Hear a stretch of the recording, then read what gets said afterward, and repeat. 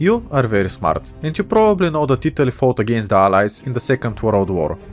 Let me tell you a story on how this could have changed and what would happen next. I want you to imagine one of your friends in middle school. Their name is Italy. You used to be kind of close, colonizing continents together, and even fought some conflict known as the First World War together. You, however, moved to high school and decide to bully Italy after the conflict is over, where you screw them over in the peace treaty. As you can imagine, this would make Italy angry. This is why Italy became ultra-nationalist and aggressive. They used to be the quiet kid, and now they have started going to the gym, training to take revenge on you. After that, they side with Germany, who was also destroyed after the First World War.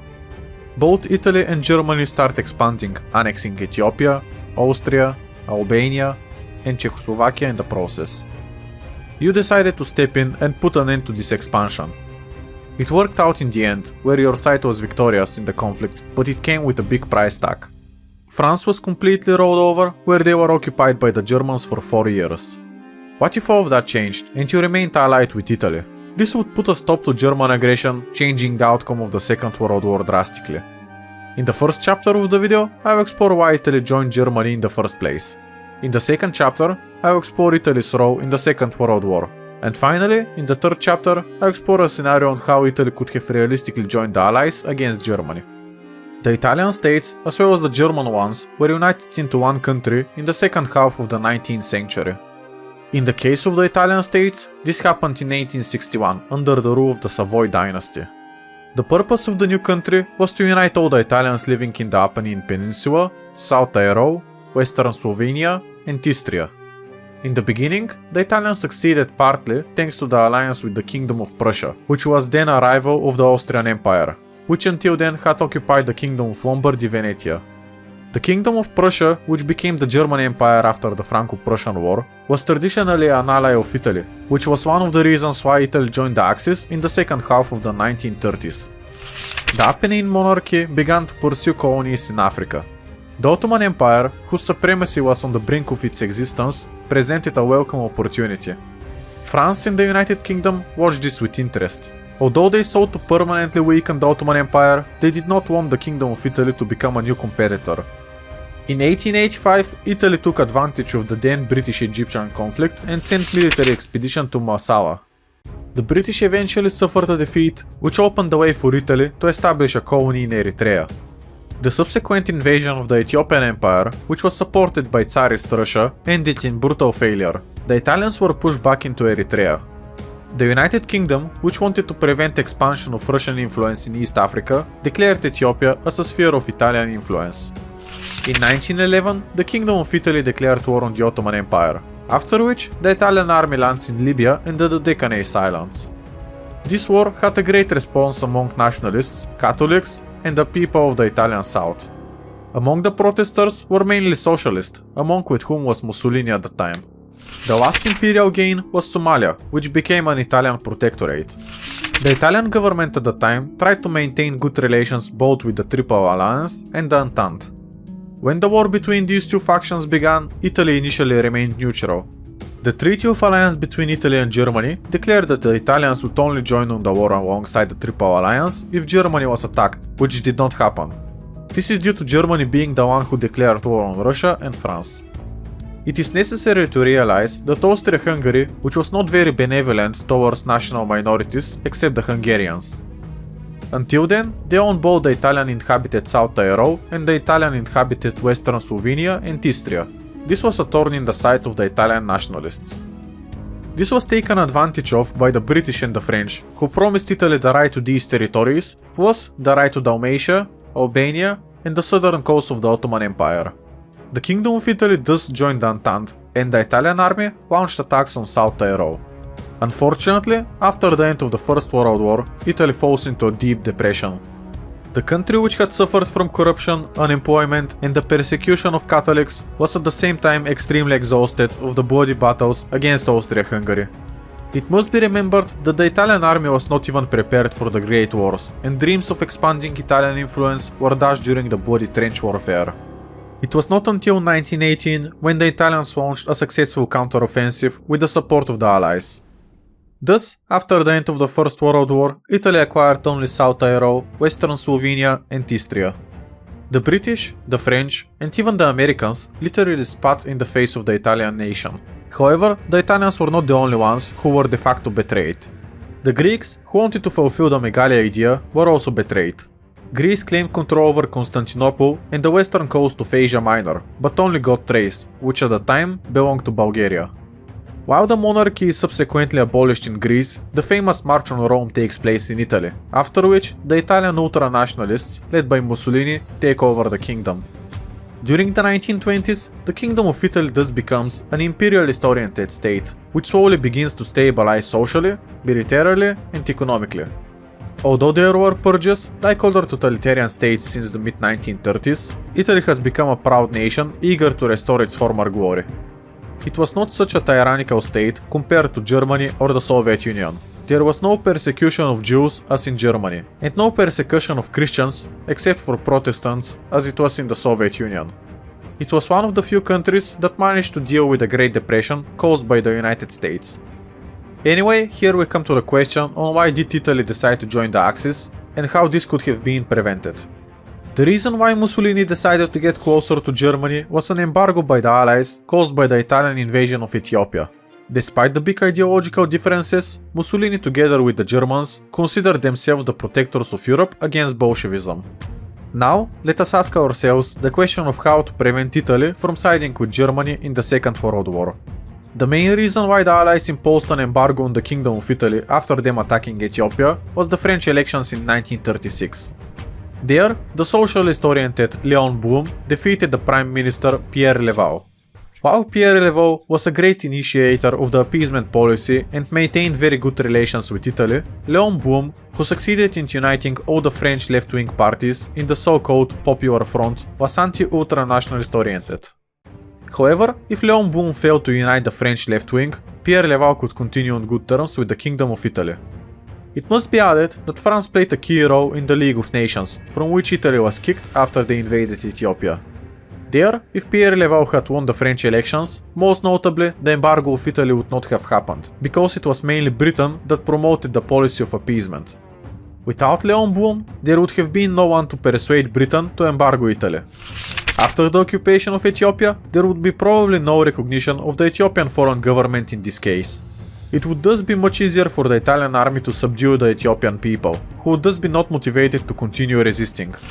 In any case, this would lead to the revival of the Stresa front, which disappeared after the Anglo-German naval agreement. However, France together with Italy could represent a strong enough opposition to Germany. The Rhineland would be remilitarized anyway, but Austrian independence can be defended. An alliance between Italy and France would allow for the renewal of the Rome Protocol, allowing for both Austria and Hungary to join the alliance. Germany would thus find themselves in a quite uncomfortable position, and the only one who could at least support them politically was Britain. However, Germany would start to run out of time. Although they temporarily stabilized the country economically, the heavy investment in armaments led the German economy to the brink of state bankruptcy. And the only salvation was war, ideally the occupation of a neighboring country. The reason why the Germans could still exist in 1938 was the occupation of Austria, thanks to which Austrian gold got into the German treasury. Likewise, the occupation of the Sudetenland and the rest of Czechoslovakia ensured the German Reich another year of existence thanks to Czech gold, Czech industry and Czech raw materials.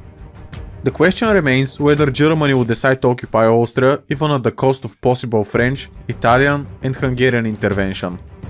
The German army was not ready for a war. Most of the tanks were outdated and malfunctioning, and biplanes still predominated in the air force.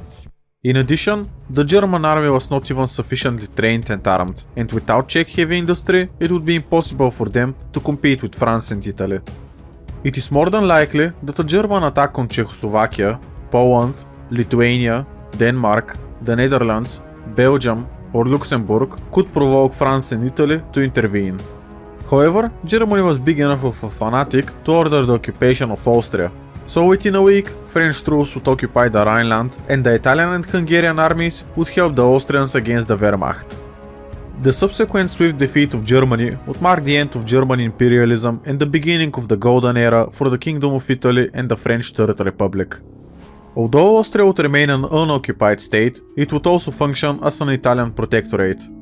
The Rhineland would be annexed by France, and within a few weeks there would be a civil war in Germany, possibly even bloodier than the one ongoing in Spain. In the humiliated state again, there would be bloody skirmishes between communists, democrats, monarchists and ultranationalists. Since the Germans were disappointed by the monarchy in 1918, by democracy in 1929-1933 and by ultranationalism in 1938, the communists would most likely have won in the end in Germany if France and Italy had not intervened. France would not be able to intervene as it was concerned with keeping the Rhineland under their control, and also to start paying attention to the communist opposition, which was still very strong in France. The involvement of France in the civil war in Germany would also mean a civil war in France. The French economy was not yet recovered from the consequences of the Great Depression, and the French citizens would certainly not be pleased by another war in these difficult times.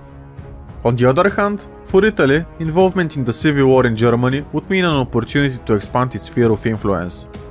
So, under the pretext of protecting Catholic Bavaria, Baden-Württemberg and Württemberg-Hohenzollern from atheistic communists, it would enter southern Germany with its army from Austria.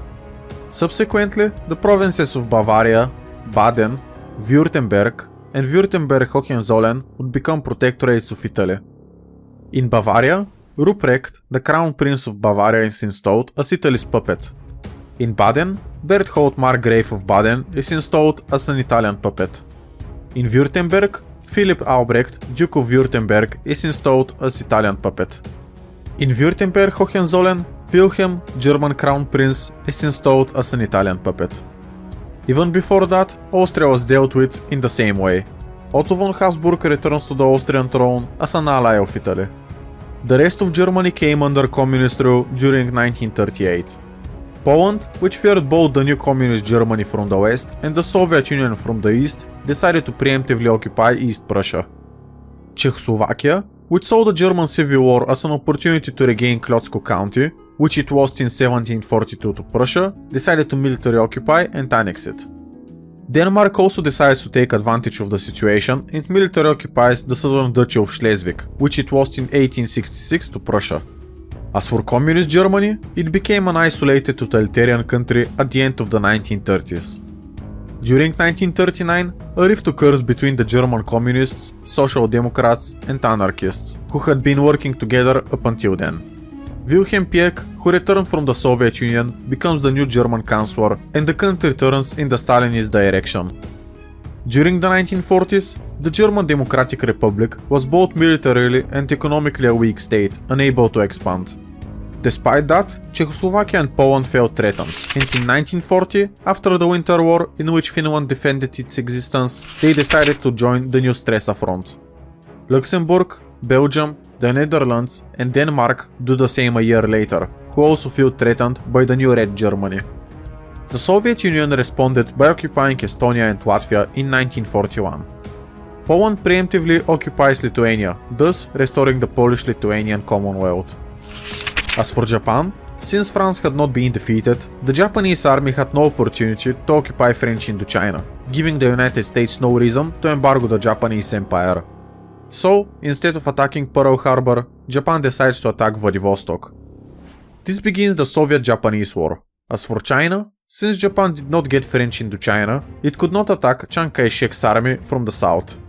East Asia thus becomes a polygon in which Japan is materially supported by France and Italy, Chiang Kai-shek is economically supported by Britain and the United States, while the Soviet Union has no supporters except a weak Germany. The war would probably end after Stalin's death in 1953, during which time Japan managed to gain the Chinese and Soviet east coasts.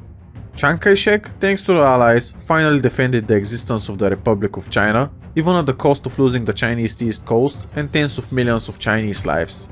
A coup d'etat takes place in the Soviet Union and moderate communist takes power over the state. As for Italy, after an agreement with Yugoslavia, it managed to acquire Dalmatia and Albania without a fight. The multi-ethnic South Slavic state had major problems with Croatian nationalists and Kosovo separatists who sought to join Albania. With half of the Croatian and Albanian nation under Italian rule, it was easier for the Yugoslav army to control Croatian Slavonia and Albanian inhabited Kosovo. The biggest territorial gain for the Kingdom of Italy was the purchase of Tunisia from France and Malta from Britain. Meanwhile, France was finally able to recover from the effects of the Great Depression, and support for the communists began to slowly decline. As for neighboring Spain, despite the departure of the German Condor Legion, the nationalists, with the support of Italy and neighboring Portugal, were still able to defeat the Republican army. However, it must be added that the fighting was a lot longer and bloodier. It is possible that the civil war itself could have ended in a year later, on April 1st, 1940. As for the German Democratic Republic, it is possible that after Stalin's death, there will be a new civil war in which the moderate communist-dominated Soviet Union will not want to join, as the Red Army was exhausted after a decade-long war with Japan. France, which also wants to dominate the European continent alongside the Kingdom of Italy, decides to intervene as there is no longer a threat of a civil war. At the end of 1953, the Second Weimar Republic is established as a French protectorate. Meanwhile, the Soviet Union, led by moderate leader Alexei Kosygin and moderate Prime Minister Georgy Malenkov, strives for peaceful coexistence with the rest of the world. There is a slow, partial de-Stalinization and liberation of the economy. There is the annexation of Tano Tuva and Mongolia and the creation of one great communist proletariat. Unless people like Leonid Brezhnev come to power, the Soviet Union may become a democratic, socialist country during the second half of the 20th century. It is also possible that after the death of Mussolini, the Kingdom of Italy will once again become a constitutional monarchy. The same applies to Spain after the death of Francisco Franco. The new Weimar Republic will also recover. The future of the world would be very different only if one French election was different. If you want to see another future of the world, I suggest you take a look at this video, where I explore the future of the world up until the year of 2100. See you there!